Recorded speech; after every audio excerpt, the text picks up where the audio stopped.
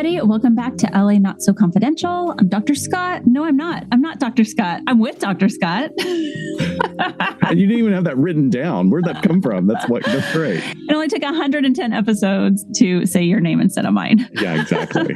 I'm Dr. Shiloh.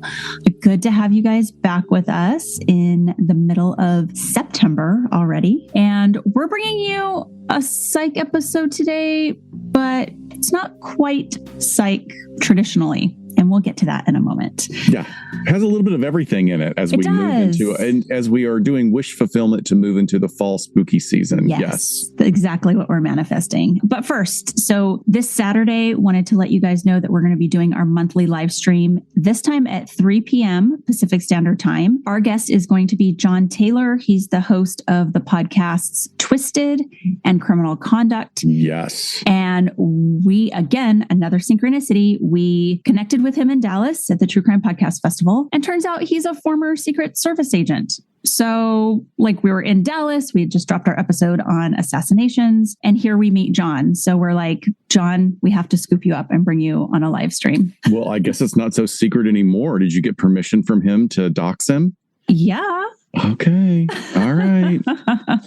Okay. So yeah, we're going to continue the conversation just about the realities of the Secret Service and our assassinations episode and see what kind of stories John can share. He shared a couple, which hopefully he can talk about. So that would be great. So again, this coming Saturday, September 24th at 3 p.m. Pacific Standard Time. YouTube is the absolute best place to watch because it has the best chat feature, and just get an alert, subscribe to our channel so you can get an alert and it'll pop up and you can be on with us. Yeah, just realize it's an hour earlier than we usually do on our live streams. And we will be constantly reminding you of that this week. So indeed. No worries. Indeed. Also, you can still get tickets to attend the Pacific Northwest True Crime Podcast Festival. You get to see us speak if you come. We're going to be talking on October 8th in Auburn, Washington at their event about incels. So go to pnwtruecrimefest.com and enter code LA Not So 15 to get 15% off your tickets for the event. Yes. And for anybody that's local in that area, Seattle, Washington, Auburn area, please, we're going to be there a day and a half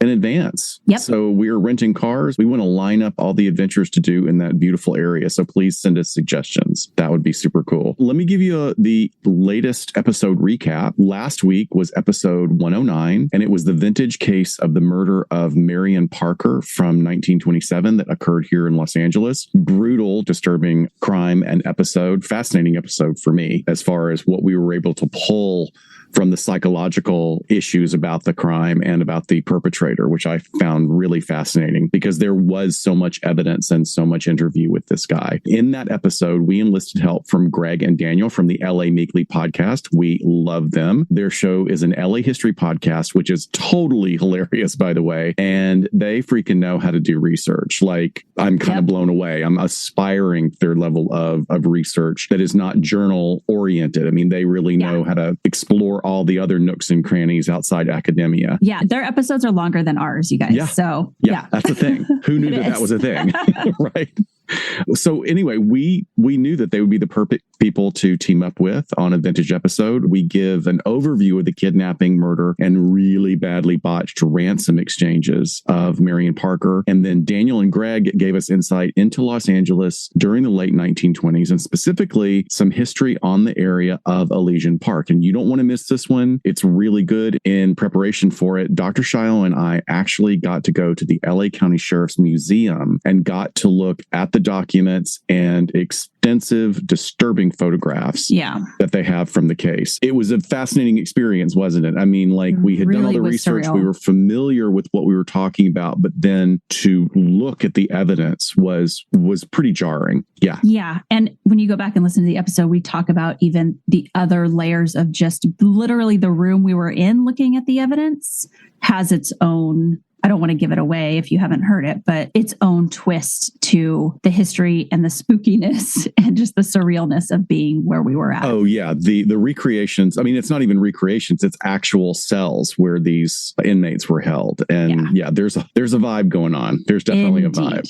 Yeah. Indeed. Well, great segue to Yeah. what we're bringing to you guys today. Of course, I just got back from Savannah and was embedded in all things Southern Gothic, Southern spooky, as well as true crime. And we thought this would be such a great opportunity to bring you the real true story of Midnight in the Garden of Good and Evil, because it's like synonymous with Savannah at this point. And Savannah has the reputation of being the most haunted city in at least America, and was just a really cool experience to go for the first time. And the story is really interesting. There's a lot. It's definitely going to be more of a storytelling episode today than psych heavy, but I think we're able to come at it with some really interesting sociological and cultural topics as well. Absolutely. Yeah. That is just interesting stuff. So probably the most popular work of entertainment to come out of the city of Savannah, Georgia is the hit book and subsequent film, Midnight in the Garden of Good and Evil. The book came out in 1994, and then the film debuted in 97. It's set in the mid 1980s, so it's not vintage. This doesn't fall into a vintage episode for us, although it's starting to feel like the 80s. I was going to say,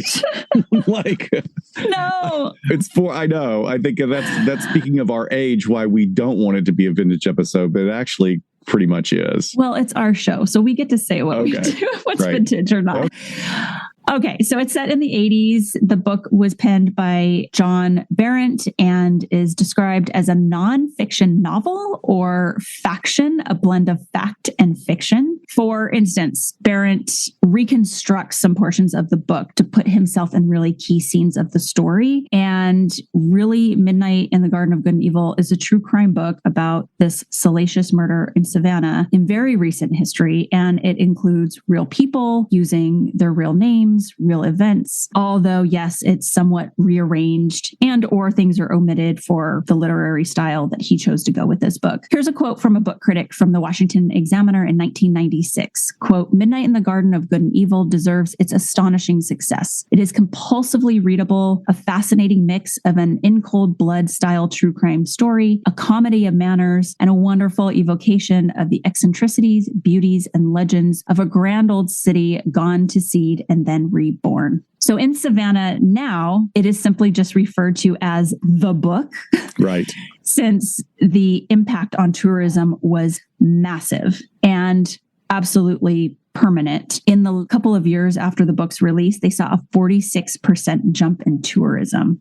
Yeah. And then, of course, the film came out and people were just obsessed and wanted to see all this gorgeous stuff. And then also kind of the macabre tourism of going to see where this crime took place. So it's really important to zero in on some factors that really hold a lot of sway in what we're talking about today. And that is the culture of Savannah within the overarching culture of the South. It is a city with a history of not only the expected racial divides that have historically existed in the United States, but also within its own classes. Transplants to the city and the area may be well on the receiving end of a welcome wagon, but you are and you will be an outsider for decades, if not the entirety of your life. This is something as a Southerner that I know with people that have moved to Savannah for work. And it's interesting because people that live there won't necessarily say that's a thing, but all of my friends who have been there for long periods of time say that it absolutely, absolutely is a thing. And then to make it even more complicated, there's the issue of old money versus new money and the concept of the nouveau riche. So that is a very big factor in our story today. Yep. As well as the city itself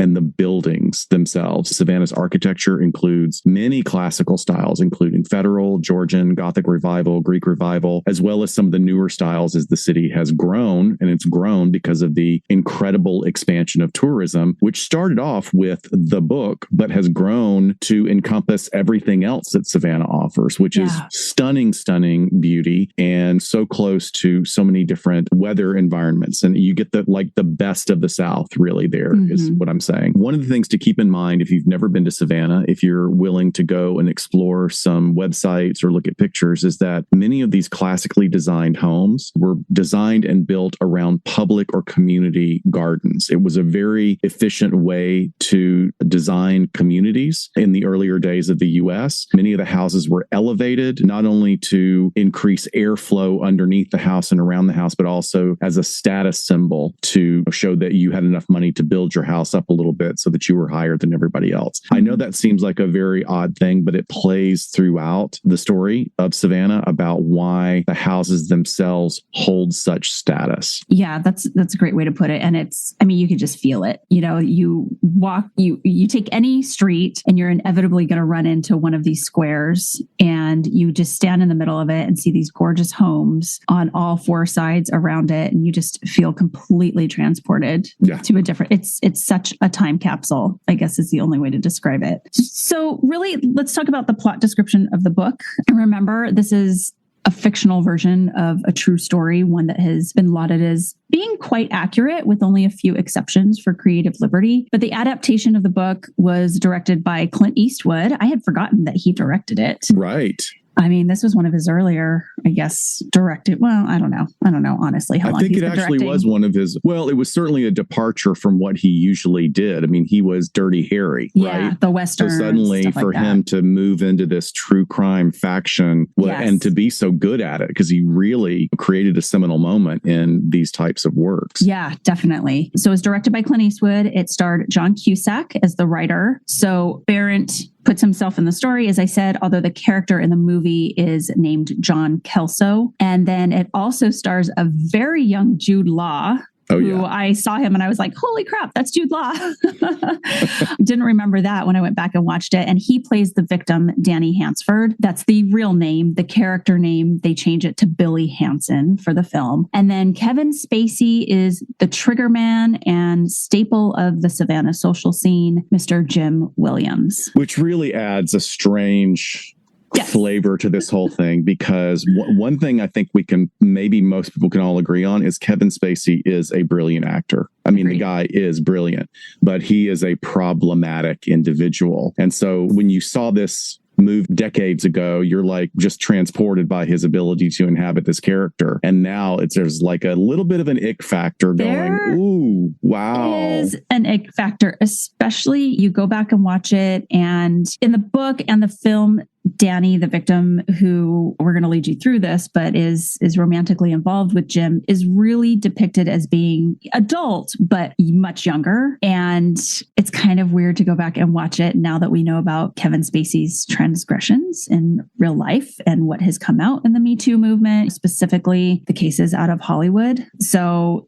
yeah, it gives you some pause for sure. Yeah, his performance he chooses. I mean, I've seen Kevin Spacey play a lot of different characters, but he certainly goes very much with oily charm throughout this, I would say. Oily charm. So Spacey plays Jim Williams, who was a successful, very well-connected, wealthy, and sort of closeted gay man, sort of the unspoken word. We talk about that a little bit more about the LGBTQ issues at that time in that space. But let's just say, for want of a better term at this point, he was a closeted gay man in Savannah, Georgia in the 1980s. Williams was so well known and revered that his annual Christmas party was incredibly high profile, and it became such a regular event that word got back to writers in New York, around the country. The character, John Kelso, is going to write a magazine article about this party. So Kelso gets to see this wide swath of the eccentricities and the contradictions of Savannah while he's there on assignment. And just before he leaves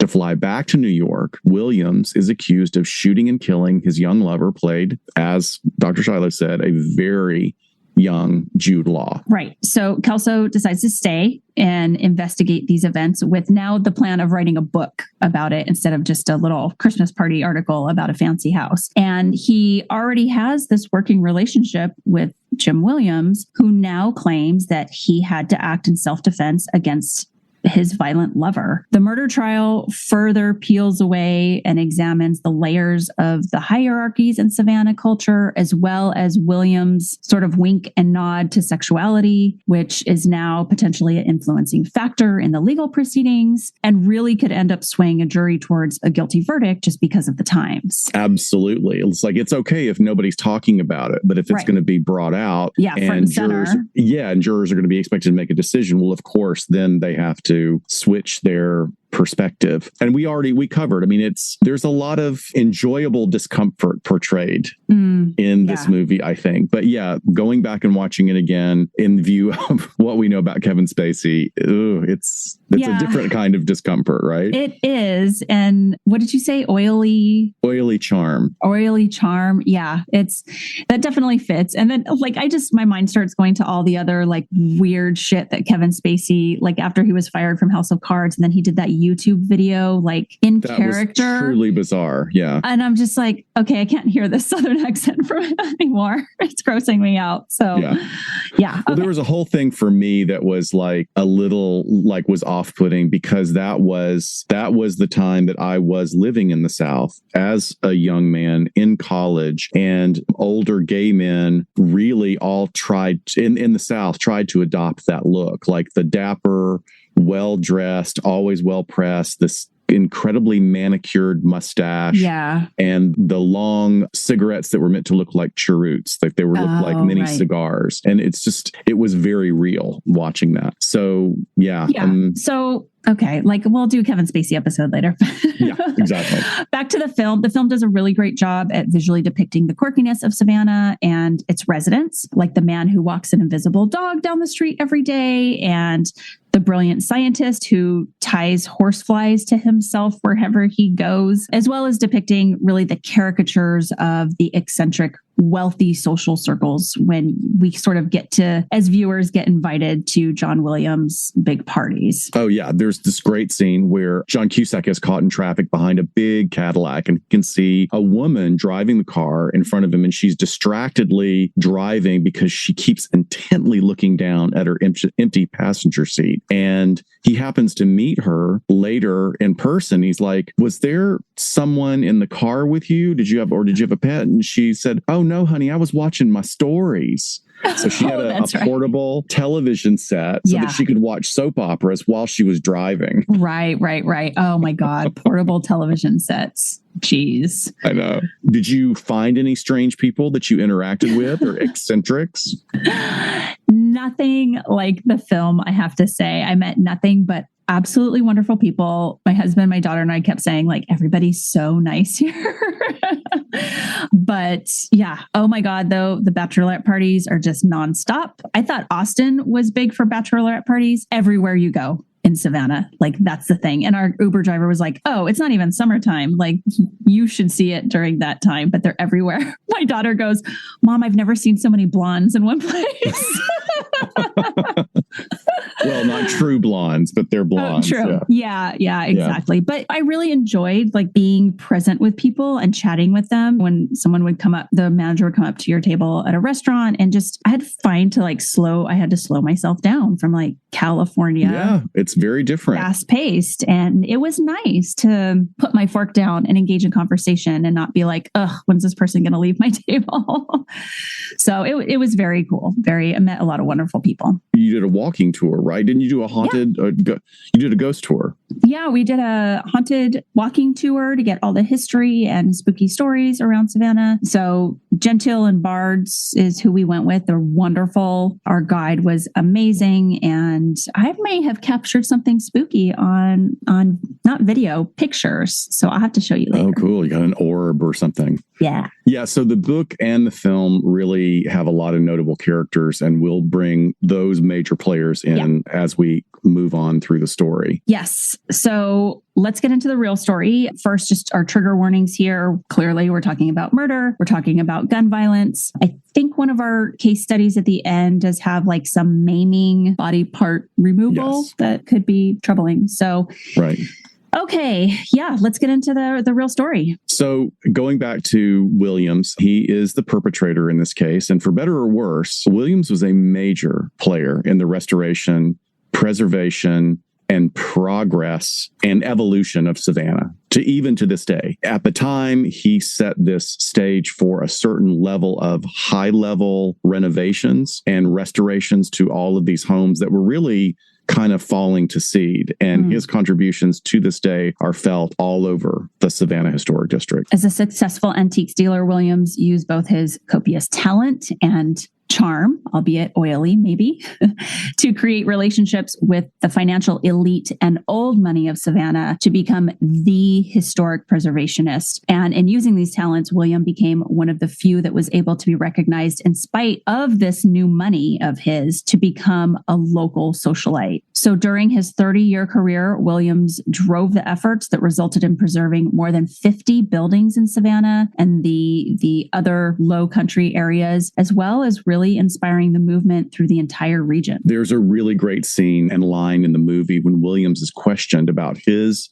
position in society. And he says, yes, I am nouveau riche, but then it's the riche that counts now, isn't it? Yeah, that's right. I mean, so he's smart enough to know that if he has enough money, and gives enough big parties, then he's going to have a doorway open up to him in those interactions. So Arthur John Barrett describes William as a genius bachelor, which interestingly enough is in the South a well-known historical code word for gay. Not so much the genius bit, but the bachelor part. And I remember when I finally came out to my mom and my other family members, and my mom was in her 60s at the time, and she, as we got more comfortable having these conversations, she said that she grew up knowing about quote unquote confirmed bachelors that would reside in roommate situations with other men. And it was, everybody knew what was going on. You just didn't talk about it, or you just didn't acknowledge that it was anything other than a convenience. And then the female version of that was often referred to, even in the South, as a Boston marriage. Isn't that interesting? Where does that come from? I don't know. I'm sure somebody out there will know what the history of that term is for female relationships. Barrett goes on to acknowledge William's talent as akin to turning coal into diamonds.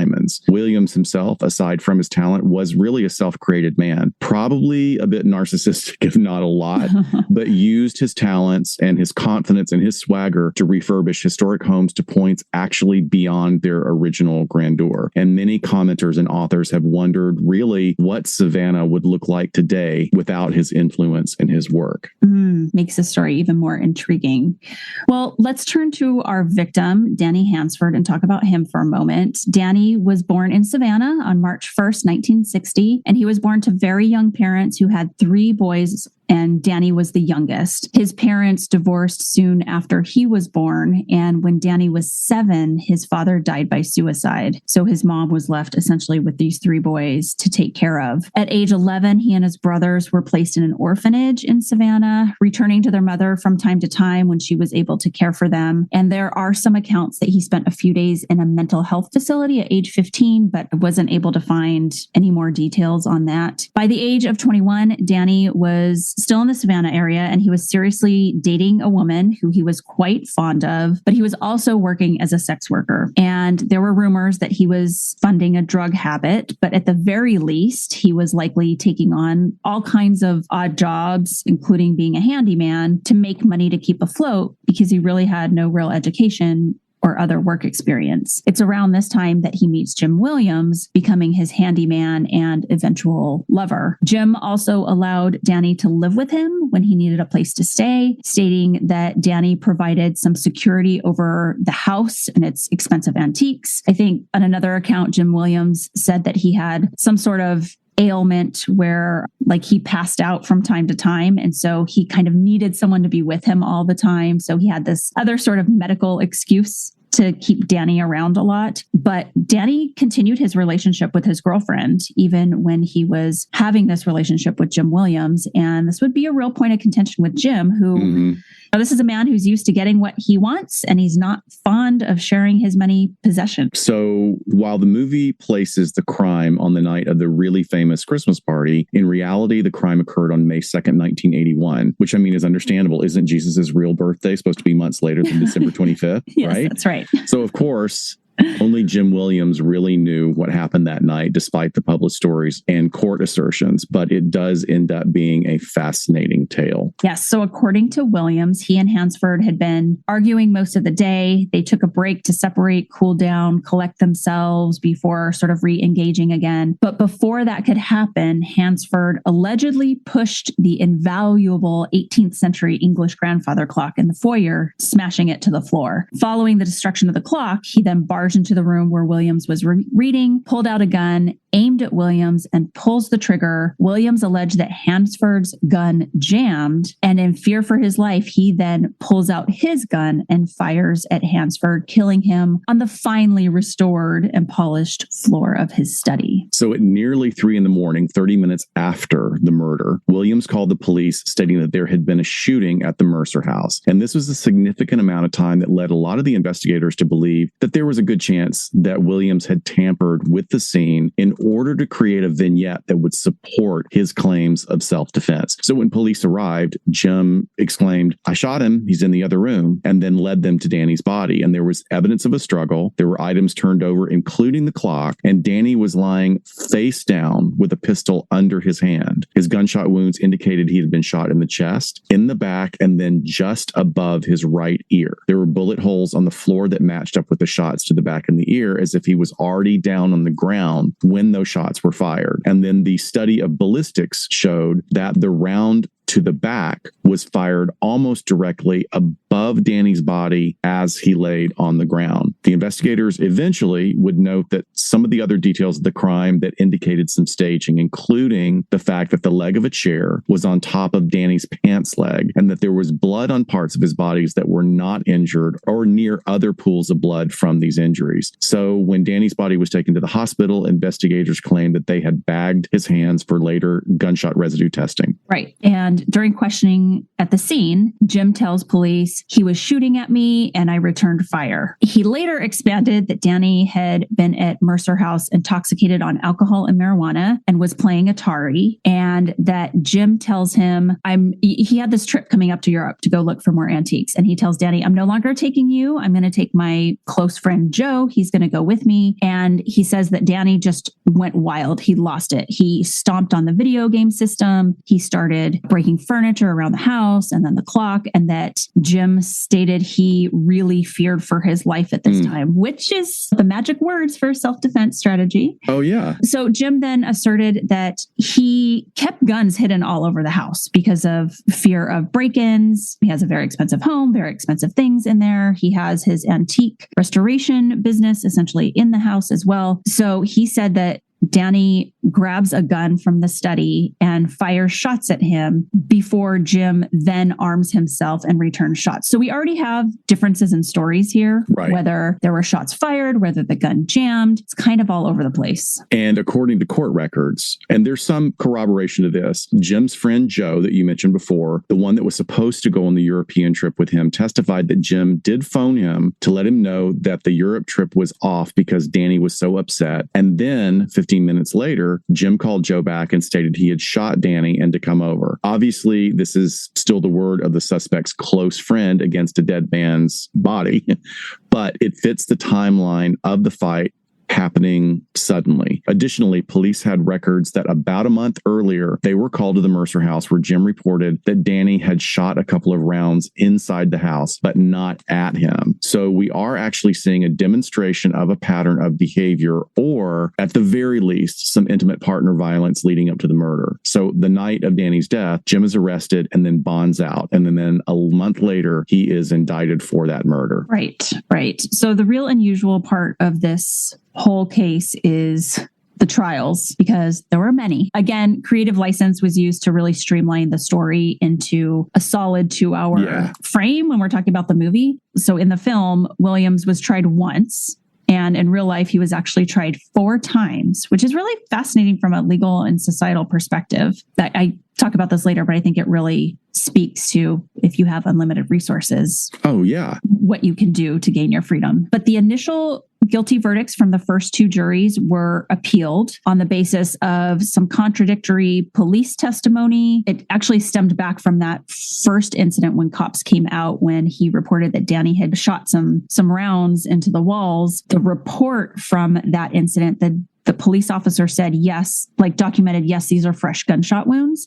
When later in Jim's trial, the cop testified that no, they weren't fresh back then. So his defense team was able to appeal based on that contradictory testimony. And then the second trial was appealed because of some expert witness issues that had been contested. But Jim's police interviews and then the subsequent trial testimony, because he decided to testify on his own behalf, included many varying accounts of the events of the night of the murder. Some saying that they had been fighting all day, some saying that Danny had just swung by to get some money and that's when the fight happened. And then there's the video game scenario. And really the key to the prosecution's case for each trial was that when Danny's hands were tested, there was no gunshot residue on him, and the scene was clearly staged. So by the time the third trial came around, the defense has now a star witness that changes everything. This was a nurse who had been on duty the night that Danny's body was brought to the hospital. And she testified that Danny's hands were not bagged until he was at the hospital, thus resulting in the poor integrity of the evidence. She was instructed to bag the hands and she put plastic garbage bags on them, which the defense stated, well, that could have caused moisture, which would then have destroyed the gunshot residue. So the jury was not able to reach a unanimous verdict, a hung jury, in other words, but the prosecution decided to move forward with another trial. Yes. So by the time the fourth trial is held, which in itself at the time was the record in the state of Georgia for proceedings, an amount of trials for a murder case, the proceedings get moved to Augusta, Georgia, where the jury did not know who Jim Williams was, nor did they give a shit about his wealth and his influence in sort of small town Savannah as far as they're concerned. So it's really interesting because Jim ends up being acquitted of charges under the plea of self-defense. So the entire span of the hearing trials lasted a little over 7 years, from February of 1982 to May of 1989. So in May 1989, Williams left the court finally a free man. So like I said before, I think this is a testament to the power of money and being able to financially fight for your freedom with just unlimited resources. I mean, really, maybe not the hung jury, but the appeals, certainly. He was found guilty twice. To be able to have enough financial support to go through all those. A lot of people wear out and can't continue with the appeals process. Yeah. But perhaps he finally earned his freedom because of Miss Minerva's appeal to the spirits and the powers that be. Well, that's where there's a really fascinating element to this story that is another facet of Southern culture. And like you said, Miss Minerva's appeal to the spirits, the powers that be, and as in most cautionary tales of magic and mayhem, magic has a price. Williams' status as a free man was short-lived because 8 months later, on January 14th, 1990, he was found dead in his study from complications stemming from pneumonia. But it could have also been exhaustion from 7 years of stress. It could have been a long impaired immune system for completely different reasons. Who knows? Right. Or who knows? Maybe it was Hansford's angry spirit working around Miss Minerva's conjure. I'm going to let him win his trial, but he's not going to live to enjoy it.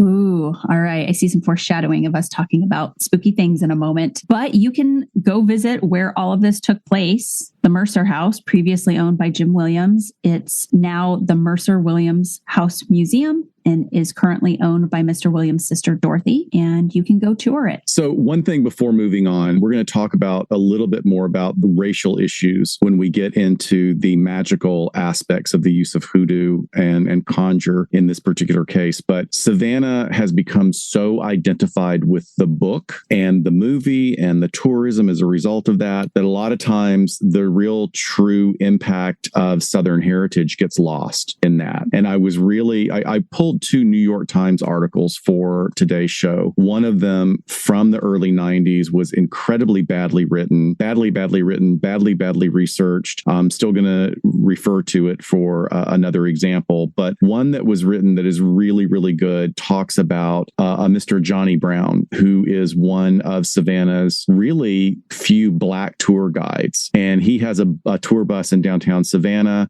and you'll get the real deal. Apparently, he is really, really respected for giving people a real tour of Savannah and really talking about the impact of racism stemming from all of the stressors of the Civil War. He talks about Black Confederate soldiers, talking about how the emancipation of slaves really didn't even hit that area until the 60s. So it's really pretty refreshing to know that there's someone there that is not just dealing with like all the colorful characters from Midnight in the Garden of Good and Evil. Or just like the whitewash version of here's Savannah's history. Exactly. There's more to it than that, which has all to do with levels and striations of class and race and culture. And another part of that also has to do with the LGBTQIA community in the South in the 80s. I mean, everybody in the wealthy and upper crust population of Savannah knew that Williams was gay, but then again, it's the 1980s and it's in a very class structured area of the South. I mean, like I said, there's a wink nod element to this, especially if you're rich, because money opens a lot of doors and also raises a lot of barriers or protection around you. But there is one character in the movie who describes himself and his neighbors as sophisticated because they didn't care about it. Like there are Southerners there, they didn't really care about his sexuality. But it was the way that it was made public that was a problem. Like what is implied definitely is that he won the trial and he got like 9 months as a free man, but his standing in the community was irrevocably changed because his sexuality became part and parcel of his defense, really. Right. So like all that dirty laundry got drug out through a crime. Right. It's like we're fine with you being gay as long as we don't have to talk about it. We'll like make innuendo, but we're not really going to talk about it. And Williams himself was not comfortable with testifying and being cross-examined about his relationships in court. But during those hearings, his mother was present, and in an attempt to spare her the details, she actually was put on the defense witness list so she would not be able to be in the courtroom during other witness testimony. So he really was concerned about his mom. There was a level of shame. He didn't want her to know about what his lifestyle may have entailed using sex workers, engaging people in this way. And aside from the time period, pretty much any vacation area, particularly those that are well populated and near well-traveled beaches and water adjacent areas, are going to draw a lot of hospitality and service professionals to support a growing tourist industry. So high traffic tourist spots tend to draw more LGBTQ employees, thereby the businesses and industries that they themselves would support. But again, it is the 1980s, and the varying strata of society that might be attending the same bar that caters to the gay crowd might be well enacting a strict don't ask, don't tell policy. So this isn't all just about Jim Williams. In terms of casting, a bold and pretty much perfect choice is, I don't want to say the character because she's a real person, but Lady Chablis. Yes. And she was a local cabaret performer who plays herself in the movie. And the movie reports her birth name as Frank, which is incorrect for some strange creative reason. She was born Benjamin. Lady Chablis had a challenge in the use of the term drag queen being used to describe her. And of course, it was an inaccurate term, as the term is usually used to describe a male, generally a performer who dresses to perform as female. Lady Chablis was always considered herself to be a female, which in our current terminology, we would hopefully honor her identity. This was a big deal at the time, as historically these types of roles would go to cisgendered individuals if they even included it in the story at all. Exactly. And she's honestly like the best part of the movie. What would have been horrible would have been a straight actor playing this role.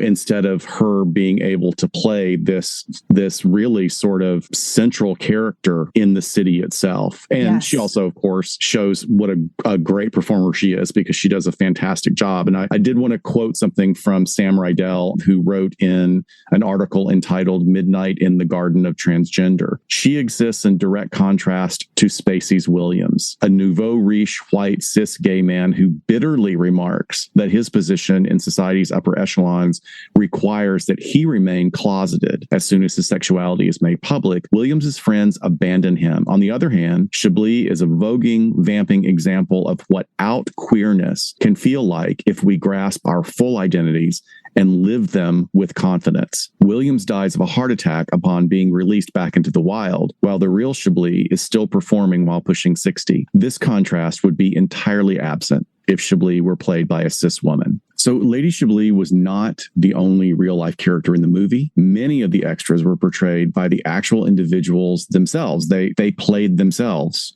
in this movie a decade and a half later. And interestingly, it's reported that the majority of them had very few issues with the book and the film. The follow-up interviews, and there are many that sprang from the success of this book and film, showed that most of the Savannah residents were relatively comfortable, if not downright happy, with how they were portrayed or how they portrayed themselves, as well as people saying, no, it's our quirky town, it's Savannah, so of course we come off pretty well in this. I thought that was great. Even the bulldog, the mascot of the university, played himself. Yes, exactly.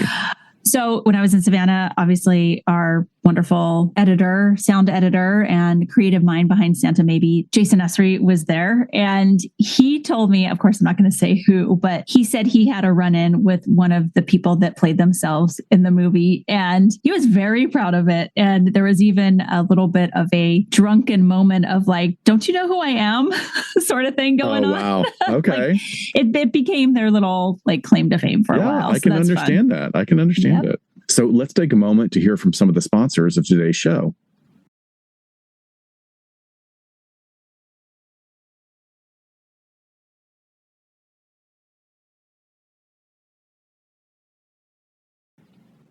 So we made brief mention of Miss Minerva earlier in the story, and Minerva is another fascinating character in the book and film. She is a hoodoo practitioner. She is intimately tied with Jim Williams, depicted as performing rituals with him, and with the author's character, John Kelso, in the movie. There's a scene of them at the cemetery before and after the trial doing some rituals. So we want to get into this a little bit and talk about hoodoo as part of the cultural fabric that we're putting together from this story. Yeah, it's interesting. Aside from her portrayal, which is really wonderful, that hoodoo is something we're going to get into the nuts and bolts of it in a second. But again, I want to tie this to the undercurrent of themes of don't ask, don't tell that exist in the South. Not to say that they don't exist in all strata of society around this country and around the world, but hoodoo is another thing that I didn't know about growing up because I wasn't Black and Black people didn't talk about it. It wasn't until I went away and lived in other areas and heard about it and then came back and talked with people in northern Alabama that were like, oh yeah, well that's one thing. And that's different from this. Here's Appalachian granny magic. And this is the Santeria that the immigrants practice. We're not going to talk about any of that. We're going to talk about First United Methodist and First Episcopalian.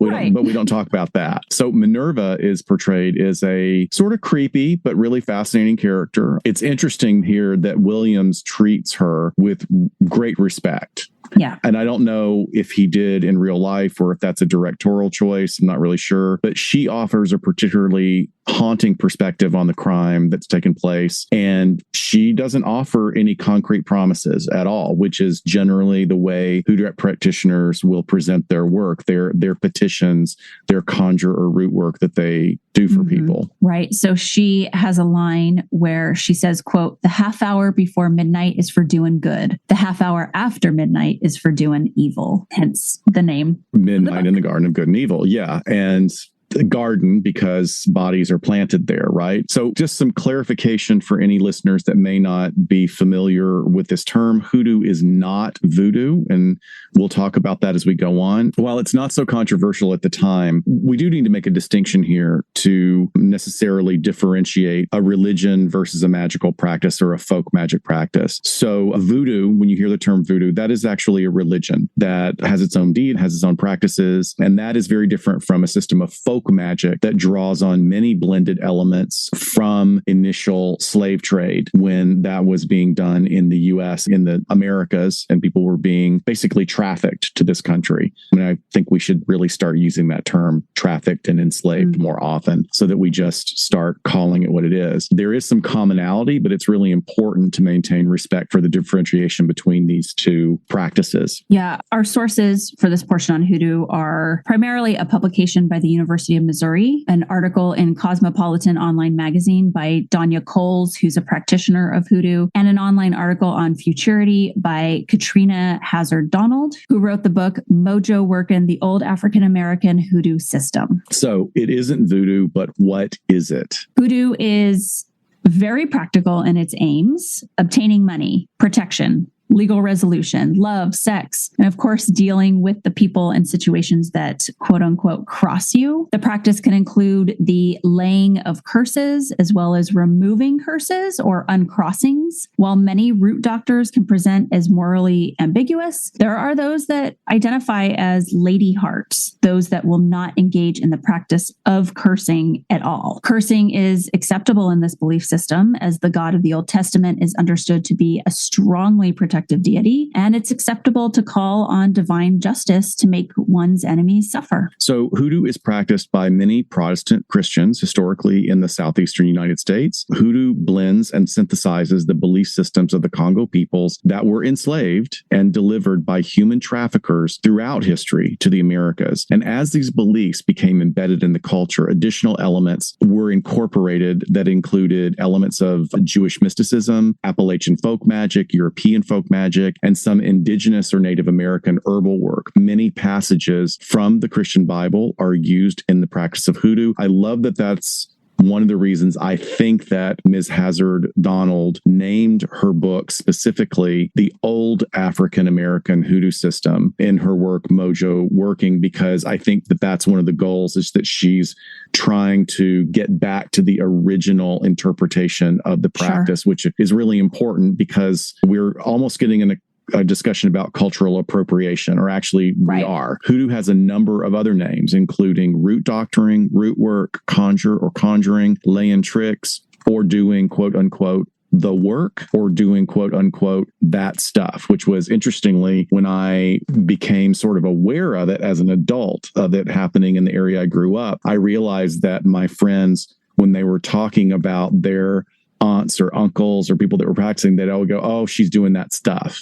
You're like, what stuff? I never knew what they were talking about. Oh, she's taking care of it. She's doing that stuff. So the use of the name that stuff is oftentimes a way to practice in a discreet way that's not going to call attention to the practitioner. Hoodoo practitioners work with a number of tools like candles, natural substances such as roots, herbs. Most of the work is concerned with healing and protection, despite Hollywood's depictions of it being a dark, harmful practice. And additionally, the reverence for ancestors and working with and through them is an essential part of the hoodoo practice. All of our sources agree that hoodoo has its roots in African American tradition, as it was enslaved people that created hoodoo. And essentially, what they did is taking their various spiritual practices and then they adapted them to the new environments that they found themselves in here in the United States. And Miss Coles, who did the Cosmopolitan article, she's the practitioner. She asserts that since hoodoo is based in the trauma of African people taken and dispersed from their homeland, that it should be practiced only by Black people. She goes on to say, quote, "The work was developed to protect and heal us from the traumas of enslavement. We can see this in the roots used for traveling safely and the container works used for protecting the home against physical violence, winning a court case, or being overlooked by the law. America has been dangerous to Black people since we were brought here, and hoodoo is a way for us to protect ourselves. In order to practice hoodoo, you have to be able to engage with its history. As much as it may sting to hear, white people can't practice hoodoo because you can't call on the ancestors of oppressors of Black people to engage in Black magical traditions," end quote. Yeah, I thought that was really fascinating. And I really loved diving into that article because I think she's taking an academic stance, and I think that she's using her words carefully, which is very kind to say it may sting. I think she's being very professional in the way that she delivers this message. And I think that has to be juxtaposed against the very real practice that is being done by hoodoo practitioners, root workers that provide their services to people. So she may be saying that you're only allowed to practice this as a Black practitioner, but how does that translate into you doing the services for a third party that may or may not be of your racial background? And I don't know. So like Minerva and Jim Williams. Exactly. Minerva and Jim Williams is a perfect example. But again, I'm not an academic in that area, but I do find it fascinating. And I'm glad she's out there kind of laying a dividing line for people to think about, because these practices kind of merge and evolve. And like, believe me, if there's a version of this kind of work that you can do without treading on ancestors' toes, I believe. I mean, it just wouldn't have to be called something else, I guess. And you know a practitioner or colleague, right? I do, yeah. So I reached out to this because I found it so fascinating and I wanted to ask her about it. So I reached out to her. She's a practitioner and she provides professional services as a root worker in the tradition of Hoodoo. And she is a Black woman herself. And I thought we had a really great conversation. And she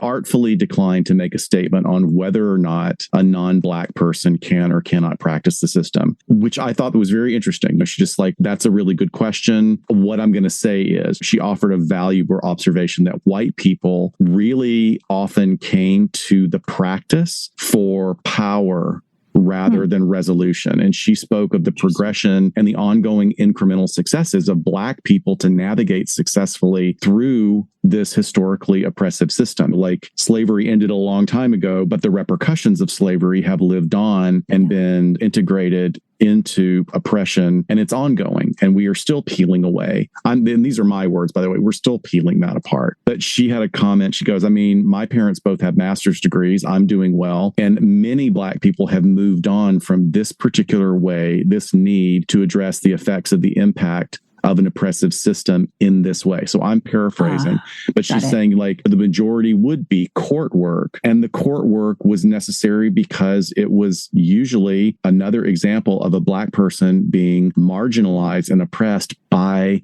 the existing judicial system. I just found that so fascinating. It's fascinating because we layer that on top of this story of this wealthy white man from the South who still employed the services of a Hoodoo priestess. Whether you believe in the stuff or not, many belief systems are deeply embedded in cognitive behavioral therapy. You believe something, it's going to happen.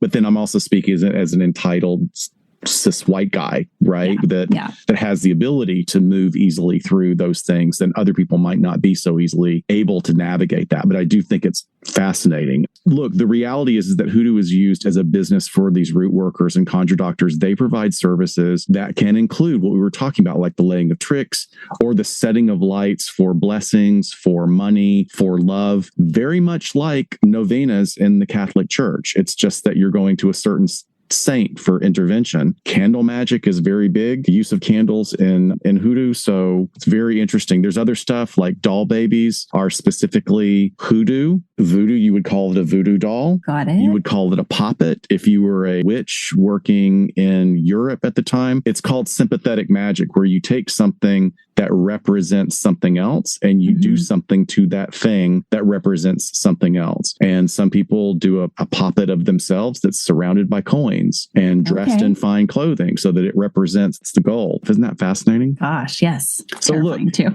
Like we were saying, they provide services. It's a profession serving all, as we talked about. It's portrayed in the movie. Williams seeks out Miss Minerva for her abilities. And while the criticism of what has happened to Hoodoo with commercialization, there's also two additional factors. I mean, what would have happened if this had not been captured by the capitalist market? And what do you do with the genie that's now out of the bottle? And I don't have the answer to that. I don't know. There are root workers around the world now that have merged many folk traditions. So is what they're doing even Hoodoo anymore? Is it about calling it that? I don't know. There's even an online directory of practitioners called the Association of Independent Readers and Root Workers. So if you need work, you go and you find it. The research that you pulled up talked about taking something from this marginalized group and then sort of snake oil salesman at the turn of the century, taking it, repackaging it, and selling it back to them. And that's where I think that the problem rises from. I'm not an academic of this area to have an opinion, but it is fascinating. And I'm so glad that academics and authors, practitioners like Ms. Coles and Ms. Hazard Donald are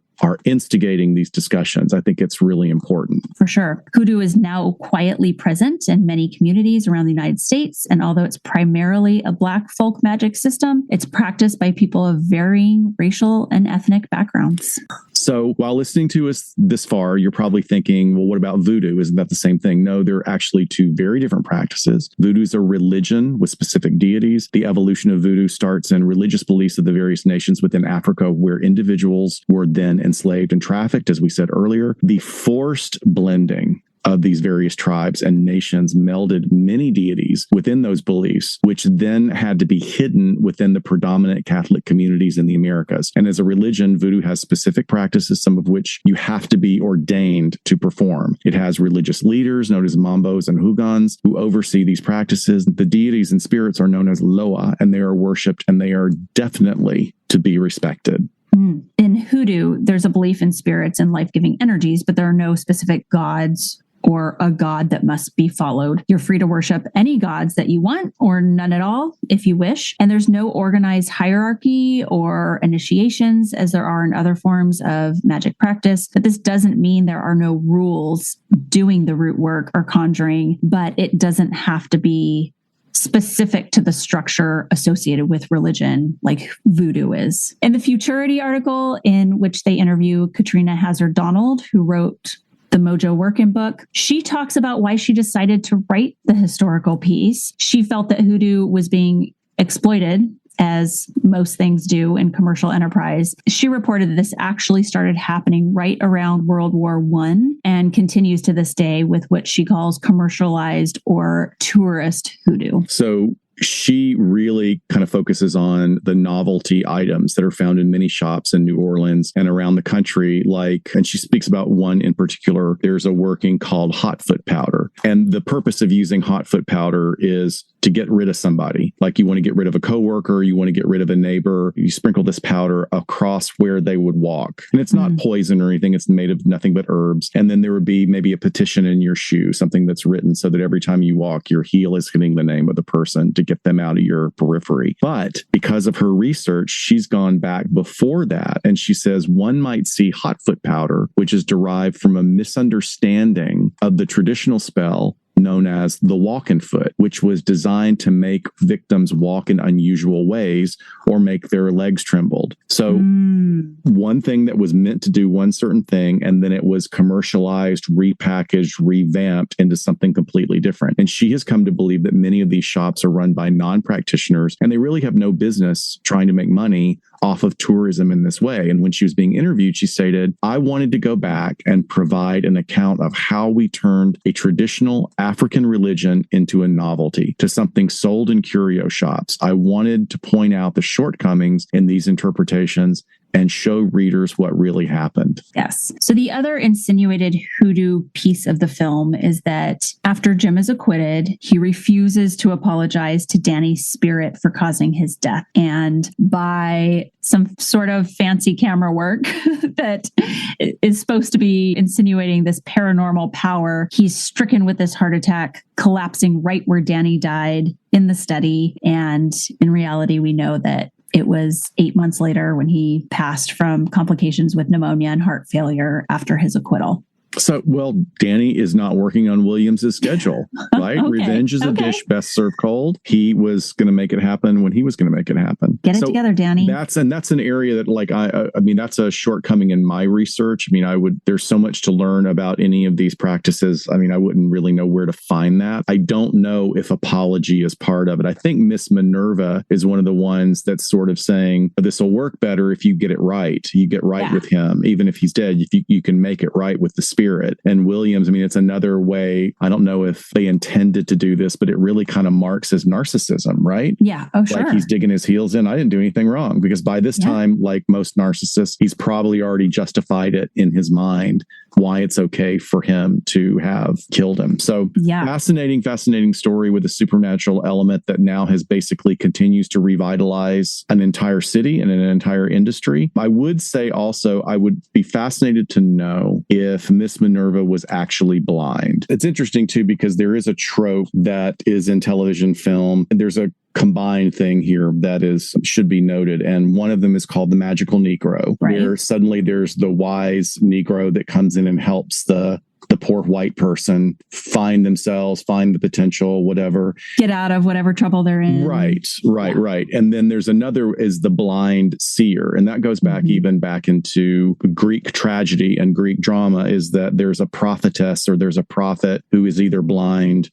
or has their site removed. And then even to a Disney film, The Princess and the Frog. Princess and the Frog. Yeah. So Mama Odie, played wonderfully, by the way, by Jennifer Lewis. She's hysterical. But yeah, did you get a wondering if one was influencing? Yeah. When I watched Midnight in the Garden of Good and Evil again, I thought, oh my God, Princess and the Frog, they had to have literally drawn Mama Odie after Minerva because it's so strikingly similar. But maybe you're right. Maybe it is just a trope that gets repeated. Yeah, it'll be interesting. Well, we are not done, folks, because we want to tell you about a couple of contemporary crime cases having to do with Hoodoo. I'm going to talk about the Dawn Bennett fraud case. And Dawn Bennett was a financial advisor, radio show host, and owner of the luxury sportswear brand site djbennett.com, based out of Maryland. And Bennett started a brokerage career in 1987. By the mid-1990s, she was registered with Legg Mason Wood Walker, where she managed the accounts of clients, some who stayed on with her for decades, eventually becoming investors in djbennett.com. And in 2006, she started her own investment firm, Bennett Group Financial Services. 4 years later, she began a radio show called Financial Mythbusting with Dawn Bennett, which aired in the DC area. So she began recruiting her friends and clients, some who started investing with her after hearing her on the radio, to invest in her sportswear line when she could no longer fund it herself. And according to a Forbes article, this is a quote, she solicited these investments in the form of promissory or convertible notes for which she offered an interest rate of 15% and promised her investors she would use their money only for the operation and development costs of the business. And let me tell you, this just strikes fear in me because I love Susie Orman, and there's a couple of people I follow on TikTok that are supposedly reputable financial advisors. But anybody can say they are. You really have to check this stuff out. But as you can probably guess, folks, Dawn completely swindled her followers. Yep. In August 2017, the FBI raided her home, finding a massive closet stuffed full of luxury items. I kid you not. I saw pictures of it, and it looks like a sloppy, picked over shoe section of Nordstrom Rack. I mean, there are thousands of color-coded shoes, which I do give her props for color coding her stuff. I respect that. But it's like racks of shoes taller than yourself, 5-foot sunglass rack like you would see in a store, which is tons of luxury sunglasses on there, all this high-end stuff. Clearly, she was not investing the money. But here's a few other things that she spent the money on. She leased a VIP box at the Dallas Cowboys AT&T Stadium for $500,000 a year.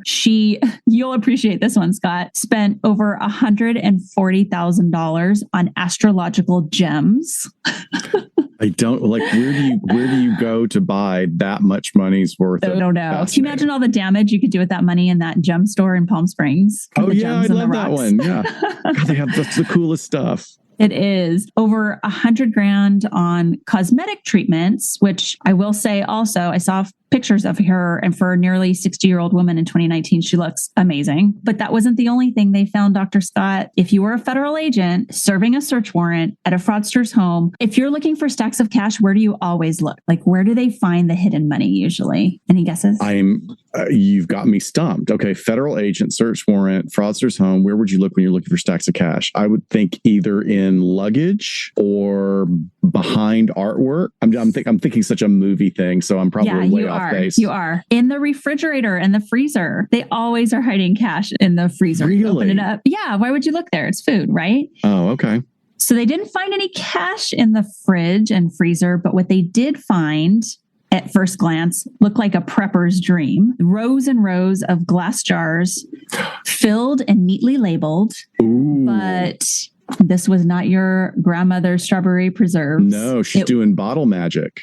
It was cow tongues stored in jars with the names of SEC attorneys, or their initials labeled on the jars. And there on Miss Bennett's personal stationery was a beef tongue shut up hoodoo spell written out. And according to the spell described in a federal affidavit, an animal tongue needed to be split open before an incantation was read out loud, which was, okay, cover your ears if you don't want to hear this. I cross and cover you. Come under my command. I command you to hold your tongue. That's interesting because the shut up spell, container spell that I had heard about in Hoodoo splits the tongue puts the petition, the paper, stuffs it in between that crack, and then nails are used to push the tongue back together so it's sealed. You're making the command and you're sealing it. And then they either put it in a jar or they nail it to a tree in a cemetery. Wow. Isn't that interesting? So it seems she wasn't just dabbling in hoodoo. Prosecutors reported that she had spent over $800,000 on Hindu rituals, including to arrange for priests in India to perform ceremonies to ward off investigators. So are these the desperate actions of a woman who knows her time is up, or what?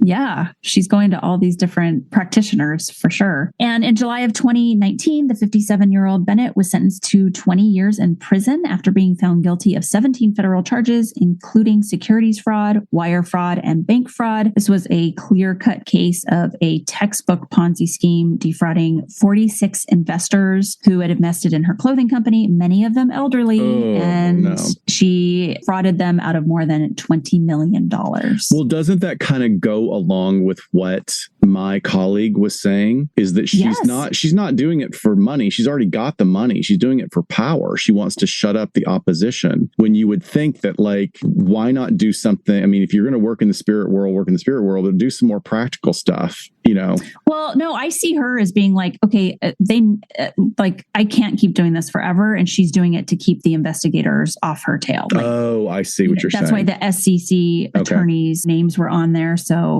it would foil the investigations against her. Well, maybe this is what the academics are saying. This is why it doesn't work for her. There you go. I don't know. So we have another example of a crime involving the practice of hoodoo. It's a great one, although it's a very frustrating example of exactly what I was talking about earlier, the challenges that authors that we quoted. This New York Times author really did not do their research, and they used a very salacious title for the article. And clearly they were not versed in what was actually happening. And they intersperse and intermingle a lot of terms that make it very confusing. Yeah. But it is over 25 years ago. So maybe there was less internet stuff available on it. So in 1994, two sisters out of Texas went on trial for blinding their shared sister in a ritual that was allegedly for exorcising her of a demonic entity. The New York Times article described hoodoo as, quote, a cross between Haitian voodoo and Catholicism in which spirits are real and demons take control of human bodies, end quote. So clearly, again, the writer went for the sexy soundbite rather than actual research. Exactly. The victim of the crime was Myra Obasi, who claimed that she had been possessed by a demon and allowed her sisters to engage in the ritual meant to remove the demonic presence in her body. A Dallas jury disagreed. In September of 1993, Dorothea and Beverly, the sisters, were found guilty of aggravated assault and handed 10-year suspended sentences. Attorneys for both of the perpetrators asserted that what occurred was directly the result of supernatural forces. I would have loved to have been in that courtroom to hear them say that. You read my mind. That's all I want to do is I want to do forensic psychology cases that involve occult and the paranormal. I just think that would be fascinating. Yeah. They asserted to the 12 white members of the Texas jury that they just couldn't understand that these things were real.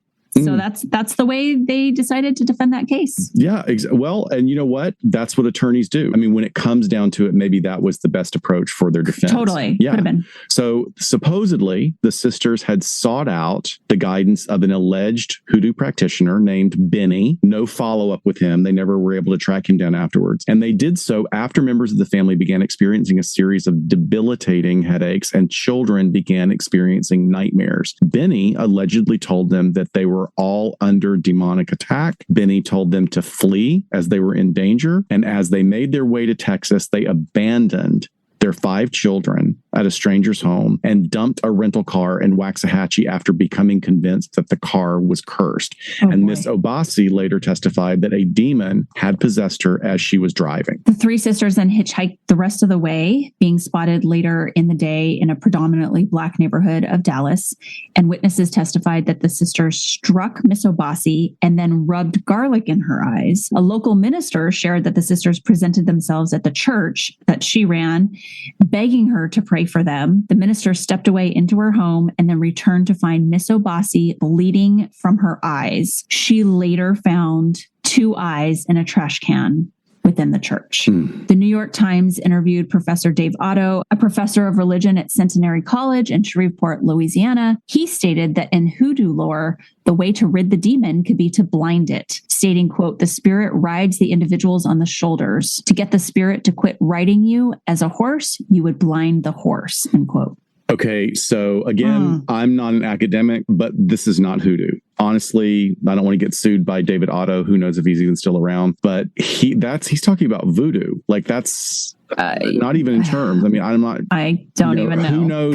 Cutting people's eyes out to get rid of them of demons. I don't even know what that is, but. Well, I mean, yeah, I don't even understand what he's saying. So voodoo practices, including their ceremonies to connect with divinity, they will use the term riding as the loa or the spirits or the deities temporarily take possession of the body. And that's supposed to be an honor. It's like the evangelical charismatic version of speaking in tongues is that you are being blessed by God to speak in these unintelligible languages that they've talked about in the Bible. So this is sort of a version of that. But I mean, in 1994, maybe this article, I don't know, it's just a bad article all the way around. Yeah.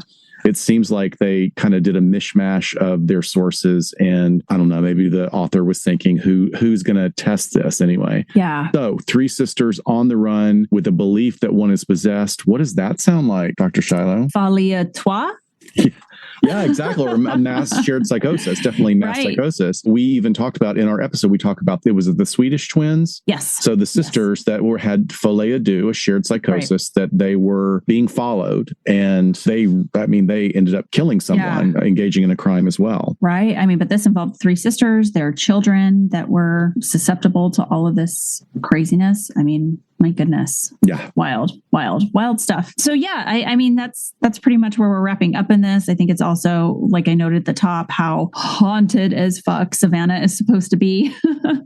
There's just so many layers of death there, from, we're talking Revolutionary War, Civil War, the yellow fever epidemic of 1820, which nearly 700 people died and were buried in mass graves. Interestingly, there's a sign at one of the cemeteries that says nearly 700 people died in the pandemic. It was actually 666, but they did not want to put that number on a sign. Yes. So they have Bonaventure Cemetery, Colonial Cemetery, and under the big, beautiful Forsyth Park where the fountain is, that's where the tunnels went from the hospitals to the mortuaries. And they ended up having to just stack bodies in there. And then they eventually just sealed it off, and it's a mass grave. Wow. And that's where we took our Christmas photo with my family while we were there. So think of that when that shows up on your doorstep. I'm sure it's beautiful though.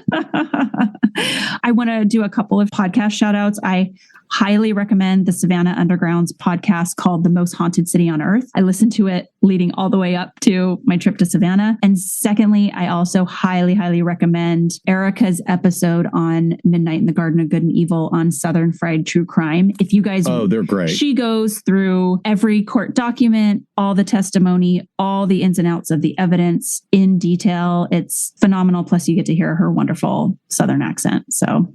fantastic. Yeah.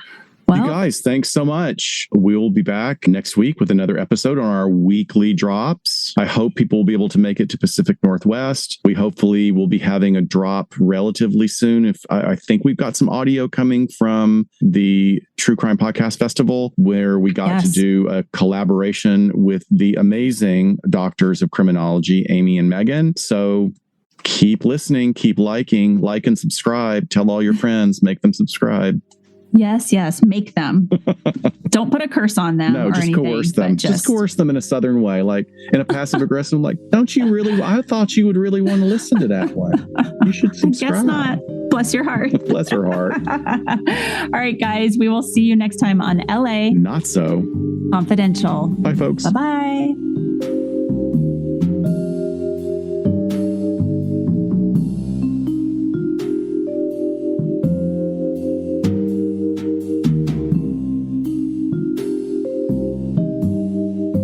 Sincerely thank you for spending some time with us today. LA Not So Confidential is part of the Crawlspace Media Network in partnership with Glassbox Media. Each episode is hosted, produced, and written by Dr. Scott and Dr. Shiloh. Our post-production editing and sweetening magic is handled by the multi-talented Jason Usry of Ear Cult Productions. The LA Not So Confidential theme entitled Cool Vibes Film Noir is composed and performed by the talented Kevin MacLeod. He graciously allows us to use his music via a Creative Commons Attribution license. Please check out all of Kevin's amazing work on YouTube. All of the resources for each episode can be found on our website at www.la-not-so-confidential.com. You can find us on Instagram at LA Not So Podcast, on Twitter at LA Not So Pod, and on Facebook at LA Not So Confidential. Media inquiries and bookings are scheduled at alienistentertainment@gmail.com. Please join us each month on Saturdays at 4 p.m. Pacific Standard Time for a live streaming and very interactive broadcast on YouTube entitled Behind the Couch. Stay tuned to all of our social media for our live stream scheduling announcements. Subscribe to LA Not So Confidential so you never miss a new episode. Lastly, we would be honored if you joined our Patreon at patreon.com/LA Not So Podcast so you can be the first notified about upcoming live events, social gatherings, and super cool swag coming your way. Thanks for listening and join us next time on LA Not So Confidential.